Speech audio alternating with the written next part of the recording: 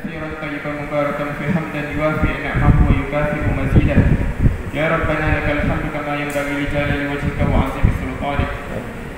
اللهم احينا بالايمان وامسنا بالايمان واحشرنا بالايمان وادخلنا الجنه مع الايمان وثبتنا مع الايمان واخرجنا من الدنيا مع الايمان وختم لنا من الجن مع الايمان. اللهم انا نسالك رضاك والجنه ونعوذ بك من سخطك والنار. Untuk selanjutnya saya menjemput dan silakan Datuk Dr. Mahfuz bin Muhammad selaku pengasas Mudir Maktab Al-Quran Al-Muhammadi untuk menyampaikan ucapan arwah. Silakan.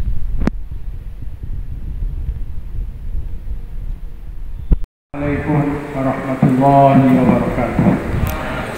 Alhamdulillah, wassalatu wassalamu ala Rasulillah wa ala alihi wa ashabihi wa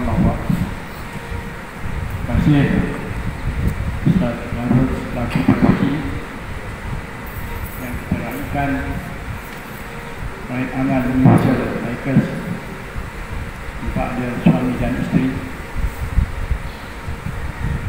pelajar-pelajar dan hadirin hadirat yang saya kasih sekalian.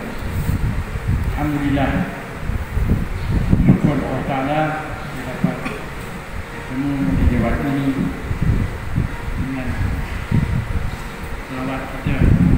Bukan jarang-jarang datang ke sini. Biasa yang datang ni ustaz-ustaz ulama. Kali ini kita disangi undangan yang istimewa. Baik amal universal Bikers. Saya sendiri pun pernah naik motosikal juga. Masa itu saya berumur 16 tahun. Saya pergi ke Sekamat. Masa itu jalannya pegang bengkok. Saya masuk Gaut. Tidak saya baik tak ada. Jadi maknanya antikan ini menerima semua pelawat-pelawat daripada apa juga jenis pekerjaan. Kerana dengan menaiki motosikal pun ada satu exercise. Walaupun motornya berkuasa besar, boleh bawa isteri pula itu. Itu yang Datin pun nak tengok juga. Nak tengok motor macam mana suami boleh bawa isteri. Asal saya kata motornya ada kat luar, nanti kena pimpin Datin nak tengok motor besar. InsyaAllah. Mungkin dia nak tengok, saya pun boleh bawa juga. Assalamualaikum warahmatullahi wabarakatuh. Terima kasih kepada Tuan Ketua Majlis Ustaz Zarul. Yang saya hormati Datuk Dr. Mahfuz bin Muhammad selaku pengasas dan juga mudir kepada Maktab Al-Muhammadi.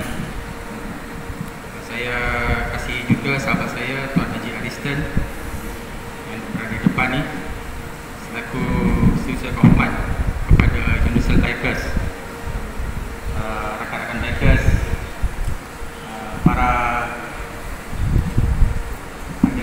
perempuan-perempuan ni kalau Bikers dia nama ke tak tahu. Setakat ni tak jumpa lagi ni.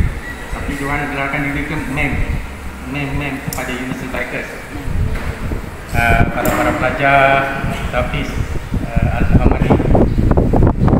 Jadi namanya saya mewakili Universal Bikers mengucapkan ribuan terima kasih kepada pihak Tafiz, pihak Ahmad, terutamanya kepada Ustaz Zarul, dan sebelum ini saya berhubungan dengan Ustaz Mahfuz yang difahamkan beliau berangkat ke Tanah Suci. Terima kasih kami ucapkan kerana sudi menerima kehadiran kami daripada Universal Bikers